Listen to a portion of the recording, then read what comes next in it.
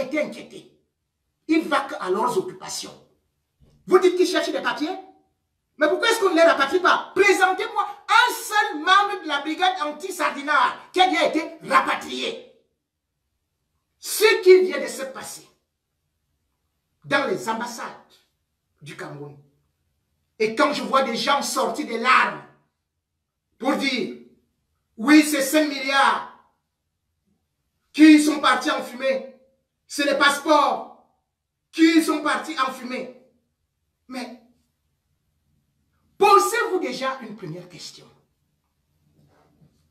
Comment une brigade composée de civils peut réussir à prendre en otage les ambassades clés du Cameroun, c'est-à-dire l'ambassade Le Poumon, qui est Paris, l'ambassade de Berlin en Allemagne, ou encore Londres. La première question qu'il faut se poser,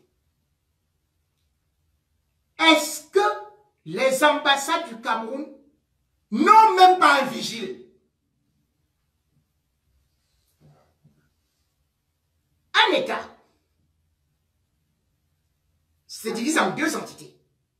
Il y a l'intraterritorialité, il y a l'extraterritorialité. L'intraterritorialité, c'est là, au Cameroun. Et c'est d'abord ce qu'on appelle le palais présidentiel. L'extraterritorialité, ce qui représente le Cameroun à l'extérieur, c'est l'ambassade. Et l'ambassade de la France, du Cameroun en France, est le poumon de toutes les ambassades. Comment voulez-vous donc me faire croire que une telle ambassade a reçu les menaces de la brigade anti-sardinage qui a lancé des alertes? Si jamais vous tirez sur des manifestants, si jamais il y a une seule goutte de sang qui va se verser, nous allons prendre en otage les ambassades. Comment pouvez-vous imaginer que ces gars aient donné un jour une date précise, des conditions étaient réunies et qu'ils arrivent dans une ambassade, qu'ils entrent, qu'ils s'installent dans les bureaux, qu'ils y restent pendant 2 heures chrono? C'est-à-dire, c'est comme si quelqu'un entre au palais présidentiel d'Etoudi, entre dans le bureau de Paul Biya, saccage le bureau, fait les discours, s'installe pendant 2 heures de temps. Je devrais quand même vous dire que le Cameroun paye les attachés militaires. Ils ont été affectés dans toutes les ambassades. Où étaient les attachés militaires du Cameroun à Paris? Où étaient les vigiles qui pourtant pointent chaque mois qu'ils doivent garder l'ambassade du Cameroun à Paris, à Berlin ou encore à Washington ou partout? Vous voyez donc que ils embauchent des personnels fictifs. Ils se mettent de l'argent dans les poches et la brigade anti-sardinage, avec une facilité déconcertante, entre par la porte.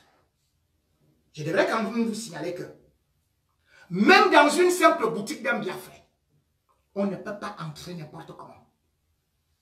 Parce qu'il y a la porte métallique et il y a même les portes blindées. L'ambassade du Cameroun à Paris a été refaite pendant 2 ans. Et sur la facture, il est écrit qu'on a mis, et c'est double rideau, qu'on a mis des portes blindées, qu'on a mis des serrures en diamant. C'est pour ça que la facture s'est élevée durant 2 ans à plus de 5 milliards. Voire 10 milliards. Après ça, allait à 12 milliards. Et peut-être même plus. Rien que pour la réflexion d'une ambassade. On se retrouve qu'il n'y a ni rien, ni vitre protégée, ni cadenas, ni rien du tout. Où est donc parti l'argent? Une ambassade, c'est-à-dire un territoire camerounais qui n'a pas de porte, qui n'est pas surveillé. Et ce n'est pas que c'est la seule ambassade. Pour qu'on fasse ces travaux-là, c'était une honte. Parce que l'ambassade du Cameroun à Paris, qui a été achetée dans un quartier chic, a été abandonnée à elle-même. Les WC étaient bouchés. Les cafards étaient en train d'inonder les voisins. Les souris étaient plus grosses que les lièvres et traversaient partout. Ce sont les voisins qui se sont plaints aux côtés des services de la mairie pour dire « Nous ne pouvons plus supporter une telle poubelle ». C'est pour ça que le 14 août 2004, on somme au Cameroun de libérer les locaux qui pourtant avaient été achetés par Amadou Ahidjo. Que foutez le camp si vous ne pouvez pas aménager votre ambassade. Alors, vous plairez cette ambassade qui a été achetée par Ahidjo. Aujourd'hui, vous parlez de Paul Biya. Ahidjo avait tout fait pour que le Cameroun ait une certaine image. L'ambassade du Cameroun à Paris était gardée par 2 sociétés de vigiles. Je devrais d'abord vous rappeler, pour la petite histoire, parce que vous ne savez pas comment est née l'ambassade et comment sont nées les ambassades du Cameroun. Puisque Biya n'a jamais acheté une ambassade. Toutes les ambassades ont été achetées par Amadou Ahidjo. Quand le Cameroun obtient son indépendance, le 1er octobre 1960, le 19 janvier 1960, Amadou Ahidjo crée le ministère des Affaires étrangères. À peine le ministère des Affaires étrangères créé le 19 janvier 1960, le Cameroun entre directement à l'ONU le 20 janvier 1960. Et c'est là où Amadou Ahidjo nomme non seulement un ministre des Affaires étrangères, qui était à l'époque Charles Kala, et il nomme un tout premier ambassadeur qui s'appelait Jacques Mkouri, qui va entretenir très bien l'ambassade, qui malheureusement n'était pas encore là à porte d'Auteuil. L'ambassade du Cameroun était à Rue des Feuilles. L'ambassade du Cameroun partageait des petits bureaux avec le Congo et le Bénin. Ahidjo qui voulait donner une autre image, une autre dimension diplomatique au Cameroun, décide que lui, il ne peut pas loger là. Il envoie donc non seulement le ministre des Affaires étrangères en mission à Paris, mais il joint à lui un jeune diplomate qui s'appelle Ngouat de Joseph, qui d'ailleurs a été longtemps le conseiller de Paul Biya. Ngouat de Joseph, à cette époque, est le tout premier noir à être directeur de l'ENAM, parce que l'ENAM à l'époque était dirigé par les Français. Ahidjo lui dit, la mission que vous avez, c'est d'aller convaincre la France de me trouver les locaux pour que j'ai aussi une ambassade, parce que la France a déjà une ambassade ici au Cameroun. Quand ils arrivent à Paris, eh bien les Français vont dire, au Quai d'Orsay, mais contentez-vous des locaux qu'on vous a donnés. Ahidjo va prendre le téléphone lorsque les Ngouat de Joseph vont rentrer pour dire, on n'a pas eu de suite. Ahidjo va dire à la France, dans ce cas, vous également, votre ambassade, je vais vous donner une chambre et vous libérer. de panique. Paris qui ne voulait pas donner l'ambassade au Cameroun, des locaux dignes de ce nom, appelle donc une nouvelle réunion. Les Ngouat de Joseph reviennent à Paris. Nouvelle réunion. C'est au cours de cette réunion que Ngouat de Joseph va dire: nous ne comprenons pas pourquoi est-ce que Paris vous accordez une ambassade digne de ce nom au Gabon et pas au Cameroun, alors que nous avons des accords. Parce que l'ambassade du Gabon était la seule ambassade africaine qui était bien logée, à Afrique francophone. En dehors aussi de l'ambassade de la Côte d'Ivoire. C'est donc ainsi que, grâce à Ahidjo, alors qu'on voulait envoyer le Cameroun, maintenant, au 18e arrondissement, là on mange les ailes de poulet et d'autres choses là-bas, Ahidjo a refusé. Il dit: je veux le quartier le plus chic. Et il dit: je vais acheter les murs. Et c'est là où les Français disent: mais tiens, mais si tu veux acheter les murs, nous on te trouve donc l'espace au 16e arrondissement. Et c'est pour ça que l'ambassade du Cameroun se retrouve dans le quartier le plus chic de la France, où Biya a été incapable de pouvoir l'entretenir. Même chose au niveau de l'Angleterre. Mais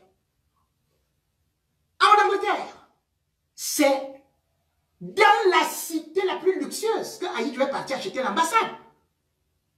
Mais après avoir acheté ça, mais peut-être vous avez vu ça sur les images, comment est-ce que les Camerounais de Londres sont partis lancer des œufs sur cette ambassade.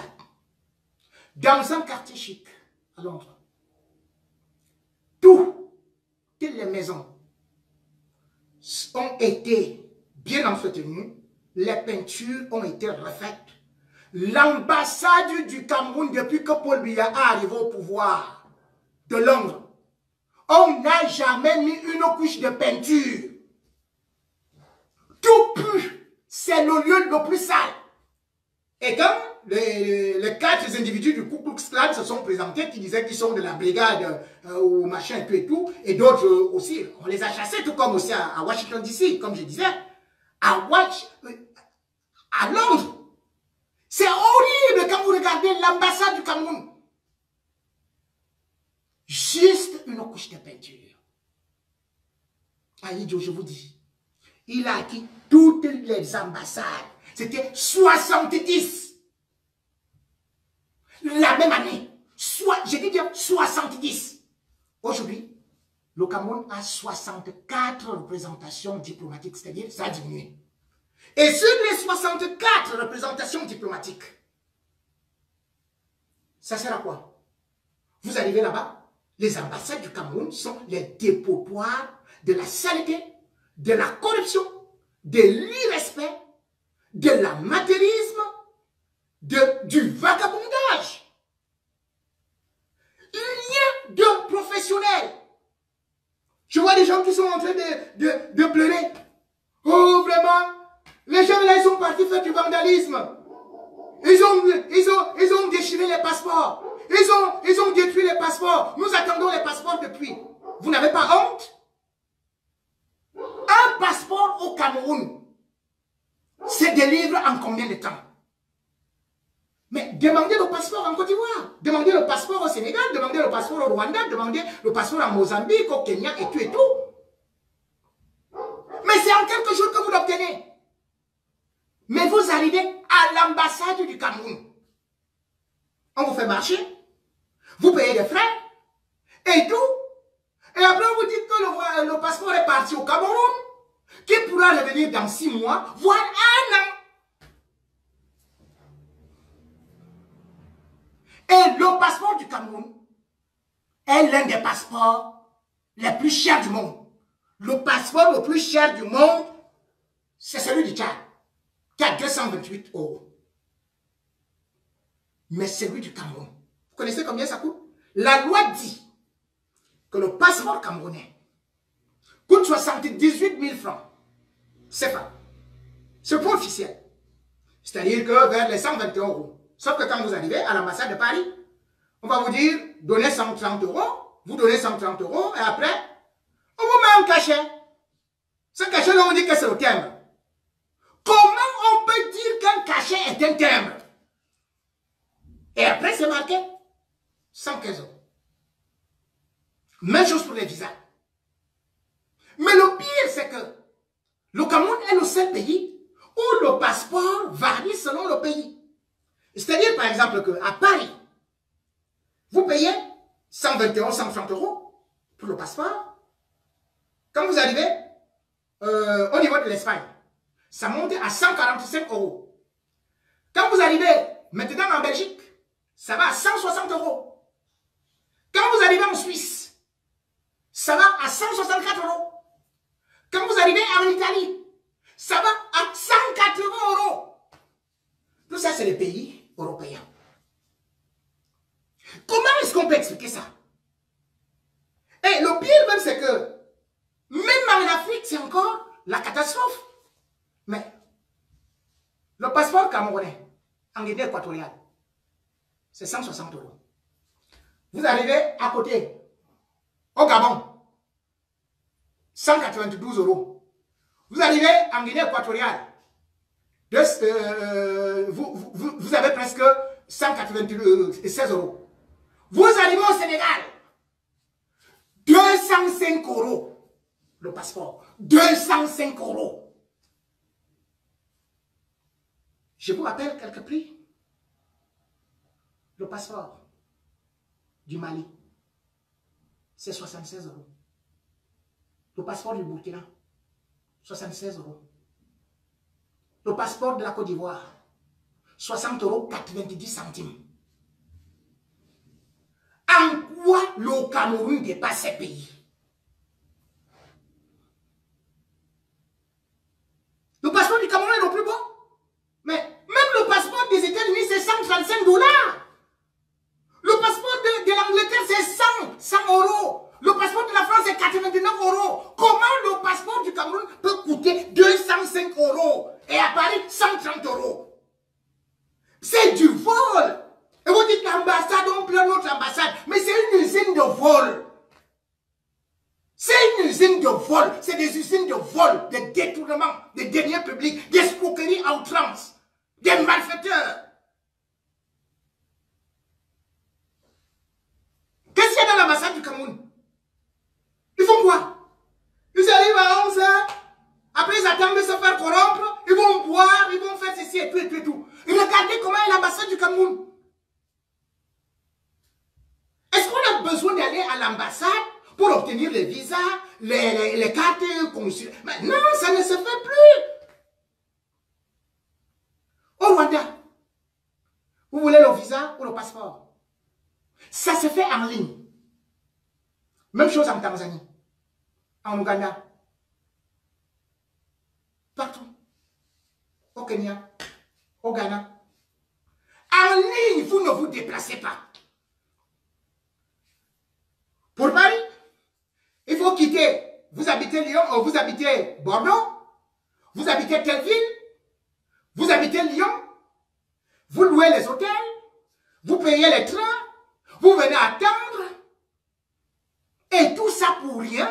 Et après cela, on vous dit que le passeport est parti au Cameroun, et il y a maintenant double identité. Et dès qu'on te dit double identité, maintenant il faut payer pour qu'on te fasse un autre passeport. Business et business. Même les photos. On vous dit que non, on ne veut pas vos photos là. On va signer un petit accord là avec les Chinois quelque part à côté. C'est lui qui doit vous filmer et c'est lui qui va encore vous donner quelque chose. Qui va verser quelque chose à l'ambassade du Cameroun. C'est des officines. De la magouille. Ce ne sont pas des ambassades. Vous voulez aller au Cameroun. Vous êtes Camerounais. Et peut-être vous avez pris une nationalité française. On vous dit, bon, maintenant il vous faut montrer là où vous irez habiter, la réservation d'hôtel. Vous êtes d'origine camerounaise. Hein? Mais dans les autres pays, comment est-ce que vous obtenez le visa? Vous voulez entrer au Rwanda. Si vous y allez pour 90 jours, il n'y a même pas besoin de visa. Quand vous veniez du Cameroun, que vous veniez de n'importe quel pays, vous entrez. Parce qu'on sait que ça rapporte au tourisme, à l'écotourisme. Et ça permet au pays de tourner. Parce que le tourisme rapporte beaucoup. Ça fait vendre le pays. Et quand vous faites plus de 3 mois pour le Rwanda ou pour les autres pays comme ça, c'est à la descente d'avion qu'on vous donne votre passeport, votre visa. Et le visa, c'est 30 $. En tout et pour tout. Si vous faites plus de 3 mois, 30 $, basta. Un pays comme le Bénin, un petit pays comme le Bénin, 31 pays entre Africains sont autorisés à aller là-bas sans visa. Comment un Camerounais veut rentrer chez lui, doit aller solliciter les visas? Tous ces pays-là, aujourd'hui, on ne va pas s'aligner devant un comptoir, comme on s'aligne devant l'ambassade du Cameroun. Non. Vous partez en ligne, et derrière là-bas, on paye par SMS. C'est un SMS qu'on vous envoie. Votre dossier est prêt, c'est terminé. Ghana partout, c'est terminé. On vous envoie ça. Même les factures d'eau, d'électricité, c'est comme ça que ça se paye maintenant. Vous arrivez à l'ambassade du Cameroun, vous voyez des lots de paperasserie qui sont arrangés comme ça, personne ne sait vous dire bonjour. On ne sait pas où se trouve tel ou tel document. Moi, je connais des gens qui sont venus à l'ambassade du Cameroun, à Paris, qui ont déposé des demandes de mariage. Alors qu'ils sont mariés au Cameroun, ils sont mariés à Bruxelles, ils sont mariés en Suisse, ils sont mariés à tel ou tel endroit, et ils viennent se marier à Paris. Parce qu'ils n'ont pas le temps de vérifier. Et qu'est-ce qu'ils peuvent vérifier? Vous vous rendez compte? Allez sur le site de l'ambassade du Cameroun. La dernière publication date du 24 janvier 2016. Il n'y a pas un journal social, il n'y a pas de page Facebook, il n'y a rien, il n'y a rien, il n'y a rien. Et la dernière publication de 2016 disait tout simplement qu'il faut aller payer les frais pour les usagers. Point final. Un site d'une ambassade qui n'est même pas entretenu. Un site depuis 3 ans. Et vous dites que c'est une ambassade? 3 ans. Quand vous dites que nos documents seront bloqués et tout, je vous lance un défi. Qu'un seul Camerounais, vous êtes en direct, me donne le nom de l'ambassadeur du Cameroun à Paris. J'attends. Celui qui trouve, j'enlève ma veste, j'enlève mon pantalon.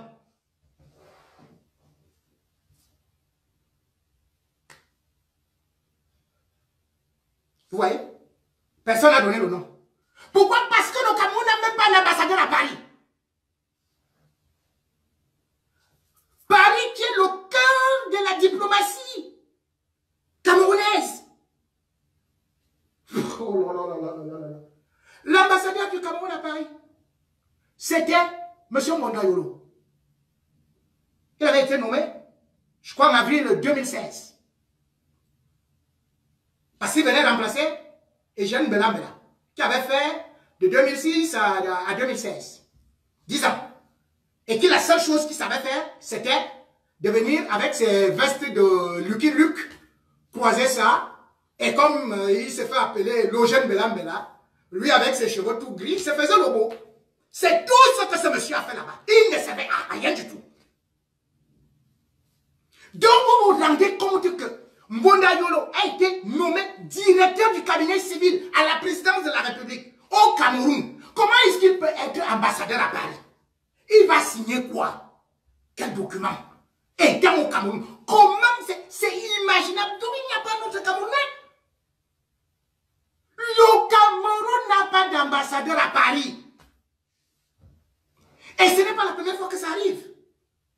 Je peux vous dire que le Cameroun est resté de 88 jusqu'en 96 sans ambassadeur.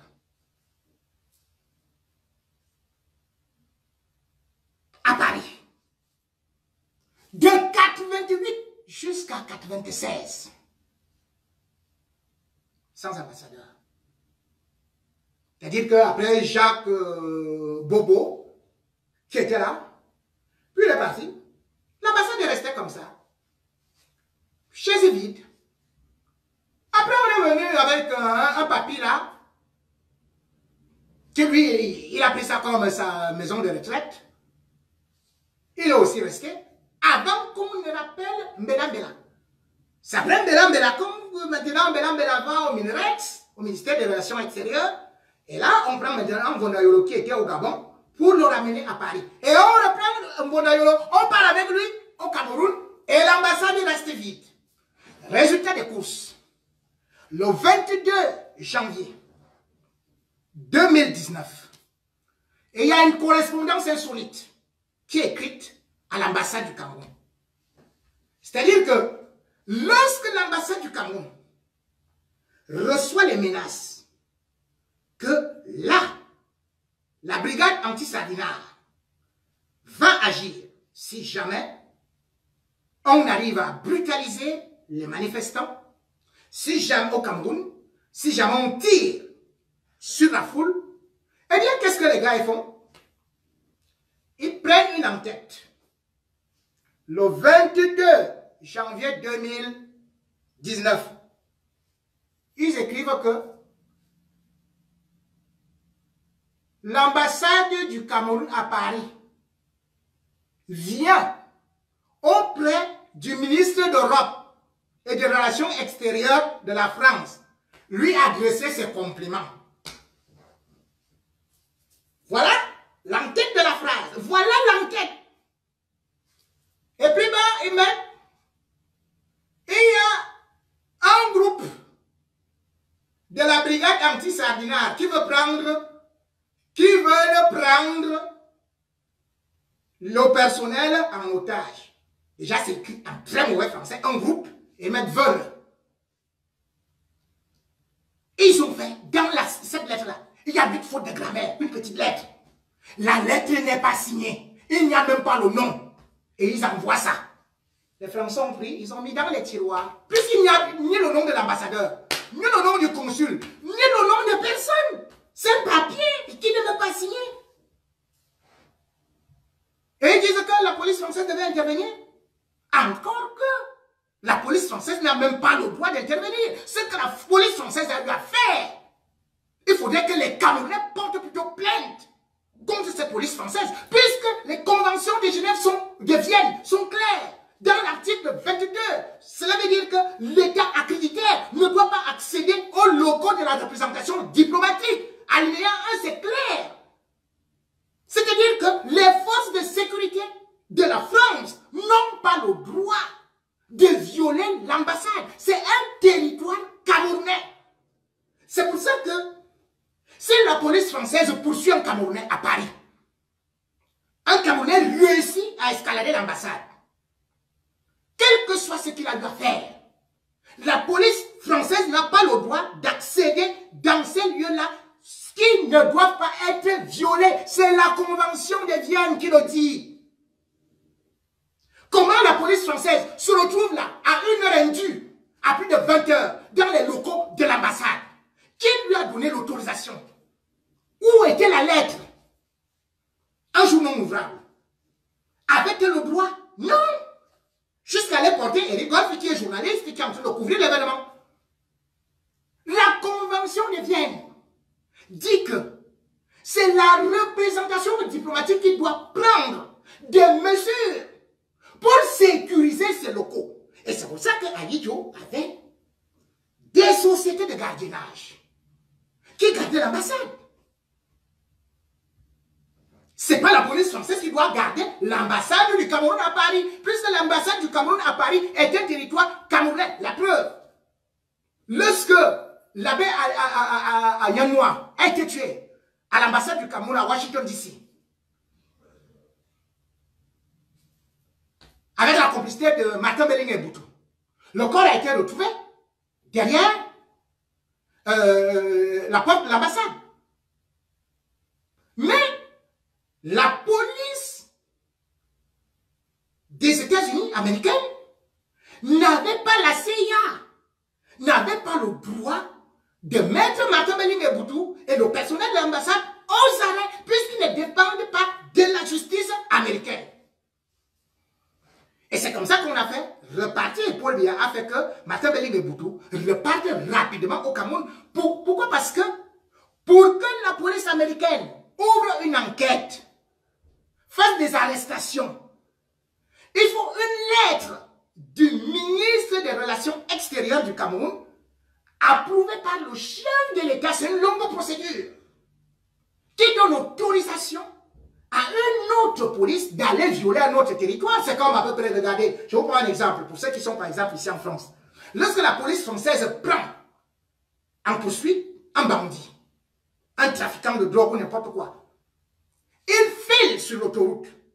Dès qu'il arrive à la frontière belge, dès qu'il traverse, la police française ne traverse plus. Alors que c'est l'Union européenne. Elle ne traverse plus parce que là-bas, c'est déjà la compétence de la police belge. Ils n'ont pas le droit de traverser. Qu'est-ce que la police française venait donc faire dans l'ambassade du Cameroun à Paris en pleine nuit? Tout ça, c'est des abus. Et tout ça pour vous montrer que Paul Biya est soutenu uniquement par la France. Paul Biya n'a jamais gagné une élection au Cameroun. Paul Biya a été imposé par la France au Cameroun. L'Union européenne n'a même pas daigné lui adresser, ou même les États-Unis, même les félicitations. Ce n'est que la France qui est passée par une lettre clandestine. Pourquoi? Parce que au moment où les Camerounais revendiquaient l'indépendance, Paul Biya, lui, il était plutôt avec le docteur Paul Ojula qui refusait l'indépendance. Aujourd'hui, il y a des gens qui disent que on a saccagé les ambassades. Ce sont les gens du MRC. Il faut dissoudre le MRC. Il faut arrêter Maurice Kamto. C'est des terroristes. Maurice Kamto doit se désolidariser de ces gens-là. Mais Maurice Kamto n'est pas chef d'État. Mais vous dites que c'est Paul Biya qui est président de la République, qui est chef d'État. Mais c'est lui qui doit prendre la parole dans de telles circonstances. Mais si c'est donc qu'aujourd'hui les Camerounais écoutent Maurice Kamto et obéissent à Maurice Kamto plus qu'à Paul Biya, c'est la preuve tangible que c'est Maurice Kamto qui a donc été élu et que Paul Biya est un usurpateur. C'est clair, simple, comme l'eau d'orange, on n'a même pas à discuter de midi à 14 h. Vous ne pouvez pas dire à quelqu'un qui n'a jamais été élu que vous dites qu'il n'a pas été élu. De demander aux gens à Paris, n'allez pas faire ceci, n'allez pas faire cela. Maurice Kamto ne gère personne. Les Camerounais, face aux multiples déceptions, à l'oppression, à la manipulation, ont décidé de faire leur propre révolution. Vous dites qu'il faut dissoudre le MRC? Et ça va faire quoi? Ça ne va rien faire. Puisque je peux vous dire, ce n'est pas le MRC qui organise les marches. La brigade anti-Sardinat, ce n'est pas un parti politique. Mais c'est comme si vous dites qu'il faut dissoudre un parti politique qui est les Gilets jaunes. Les Gilets jaunes, qui est le chef des Gilets jaunes? C'est un parti politique. Quand le peuple se lève, vous ne pouvez pas l'arrêter. Vous ne pouvez pas dissoudre. Et même si vous allez dissoudre, ça va faire quoi? Quand il y avait les villes mortes à Douala, c'était un parti politique qui organisait ça. Ngouamassa, qui faisait marcher les gens. Il avait quel parti politique? Et au-delà de ça, la dissolution, c'est sur quelle légalité vous allez vous baser pour la faire? Et quels seront les résultats? Rappelez-vous une seule chose. C'est quand l'apartheid a décidé de dissoudre l'ANC que Mandela a créé la branche armée Umkomboti, qui a commencé à poser des bombes. Et c'est comme ça que l'ANC est devenu de parti pacifique à une vraie armée révolutionnaire.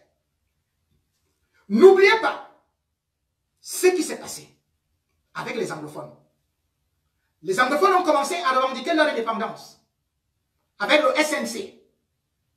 On a dit, on dissout le SNC en 1990. Où en sommes-nous aujourd'hui? On a mis les leaders en prison. Où en sommes-nous? À l'Amazonie. N'oubliez pas que ce que vous appelez aujourd'hui le MRC, le MRC a été créé en 2012. Les Camerounais en avaient déjà ras-le-bol. Il y avait déjà eu les émeutes de la faim en 2008. Ce n'était pas le MRC qui a provoqué les émeutes de la faim. Ce n'est pas le MRC qui a créé ce qui s'est passé, par exemple, en 90 ou en 92, lorsque le FIF revendiquait le multipartisme. Ce n'était pas le MRC. Vous pouvez dissoudre comme vous voulez, ça ne sert à rien. Les Français ont voulu faire ça. Lorsque, avec l'UPC, qui revendiquait juste l'indépendance, juste la réunification, les Français ont dit, ok, on passe à l'épreuve de force.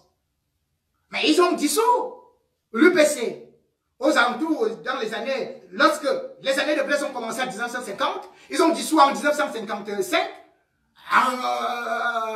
en septembre 58, ils ont tué Oumyobé, ils étaient tout contents en disant que bon, on s'est débarrassé de lui. Après, ils sont allés jusqu'à tuer Félix Moumier, jusqu'à tuer Osenda Afana, puis Herpès Wantier en 71. Mais, est-ce que l'État du Cameroun était capable d'arrêter le vent de la révolution? Non. Les Français ont été obligés d'accorder l'indépendance au Cameroun. Obligés, après avoir tué 300 000 à 400 000 Bamileke. Ceux qui disent aujourd'hui qu'ils vont faire la guerre contre les Bamileke, ils ont déjà fait la guerre. On a coupé leur tête. Et ils sont prêts à faire la guerre. Vous qui dites que vous voulez faire la guerre là, vous mettez 2 capuches. Vous avez faim. Vous venez de manger les ailes de poulet. Vous partez, vous vous baladez là, vous avez peur. Et vous dites que vous allez faire la guerre. Ce n'est pas contre des Bamileke. C'est contre le peuple camerounais.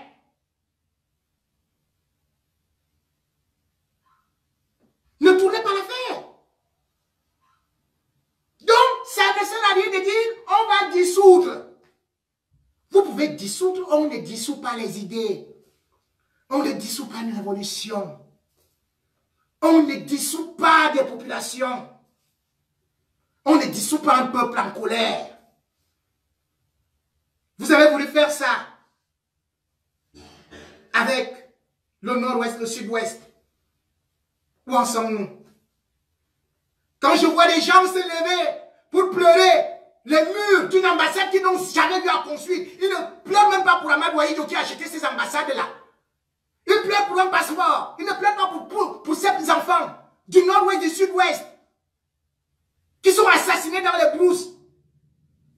Est-ce que vous savez qu'entre le 24 janvier et le 26 janvier 2019, 200 maisons ont été incendiées à l'extrême nord.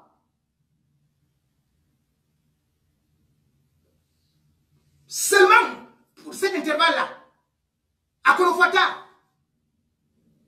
Et avant cela, une semaine avant, c'était 99 maisons. Sans oublier les ambulances, tout est brûlé et tout on tue les gens. Avec Boko Haram. Est-ce que j'ai vu les Camerounais qui font semblant aujourd'hui de pleurer les passeports? Pleurer pour ces populations de l'extrême nord. Est-ce que Paul lui a adressé ne serait-ce que les condoléances à ces populations? Combien de jeunes enfants sont dans le nord-ouest, dans le sud-ouest, qui ne vont pas à l'école, qu'on a incendié les maisons des parents, on a tué leur père, les mères ont accouché en brousse, utilisent les feuilles comme des papiers toilettes, dorment sous les cacaoyères. Combien vous avez pleuré? Vous pleurez l'ambassade qu'Ahidjo a acheté. Vous pleurez le passeport, un papier. On peut le faire un papier, on peut le faire une vie.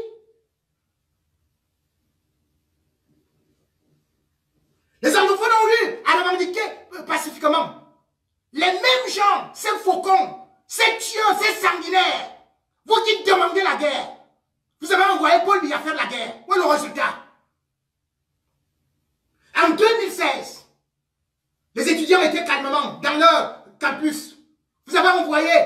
police, les maltraiter de la même façon.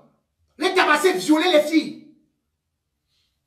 On a arrêté les avocats. On a pris BBC, un jeune animateur, qui, juste parce qu'il était dans un cercueil, on est venu avec lui en prison.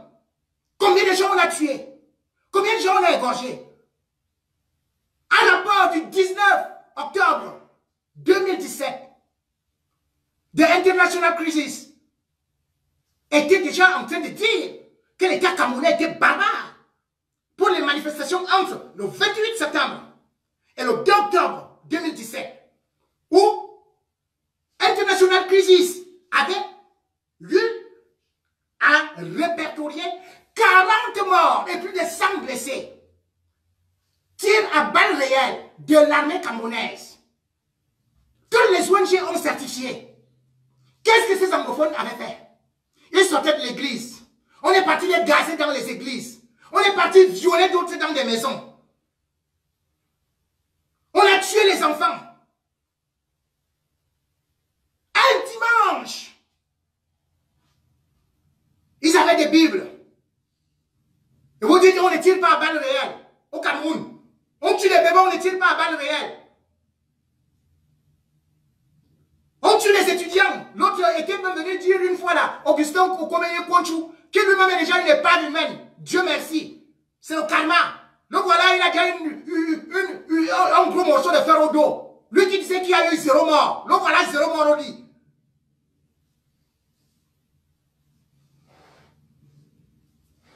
Vous tuez les enfants d'autrui. Sous prétexte que, force à la loi, force à ceci, les gens ne doivent pas manifester. Certains doivent être des dieux, d'autres des esclaves à vie. Pour un vieillard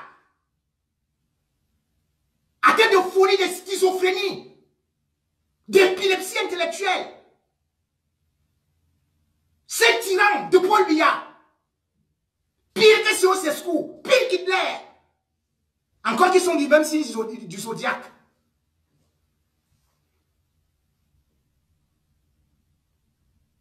Vous vous indignez. Pour l'ambassade, c'est des vandales. C'est ceci. C'est de la même façon que vous avez traité les anglophones. Ah, les vandales. Oh, on va les maîtriser. Oh, on va les... Il suffit que le bir aille. Mais regardez comment tout le Cameroun est. Paul Biya a trouvé un pays en paix. Le nord-ouest en guerre, le sud-ouest en guerre, la Tamawa maintenant en guerre. Là-bas, on enlève maintenant des gens. La Tamawa, c'est foutu. Laissez là-bas, c'est grave. L'extrême nord, c'est la totale. Mais Paul Biya reste donc président où? Président de Yaoundé, président du Sud, président du Ku Klux Klan, président des patriotes du Ku Klux Klan.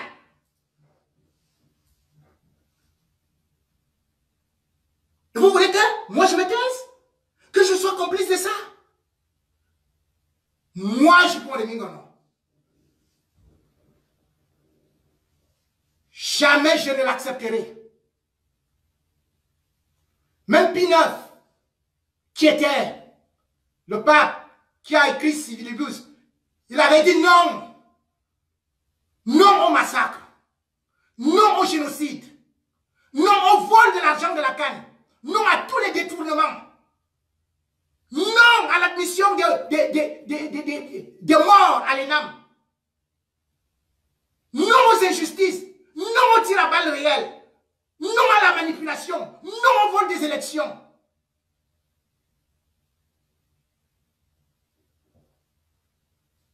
Moi, Betty, je suis Betty. Betty veut dire être noble. Ne pas plier les chines. Ne pas être corrompu jusqu'à la moelle épinière. Je suis debout. Et je suis content de l'être. Je ne suis pas courbé. Je ne suis pas dans vos sectes. Je ne suis pas dans vos vols, dans vos détournements. Et je n'y serai jamais. Vous avez tué mon beau pays. Vous avez tué notre beau pays. Vous avez tué le poumon de l'Afrique. Vous l'avez vendu à Satan. Et vous voulez qu'on se calme? Qu'on dise que la brigade anti-Sardina, encore qu'ils ont été trop gentils, ces gars. D'autres à leur place auraient mis du feu dans ces ambassades-là. Est-ce qu'on n'a pas vu les sépultures de Mobutu, les statues de Mobutu tomber? On n'a pas vu comment est-ce qu'on a piétiné les palais et les images de Blaise Compaoré? C'est l'humiliation qui est en train de vous frapper aujourd'hui. Parce que la fin est tragique. Les empires naissent, grandissent, mais les empires finissent toujours par périr. Même le pharaon n'a pas tenu. Et vous croyez que c'est Paul Biya qui va tenir contre le vent de la révolution?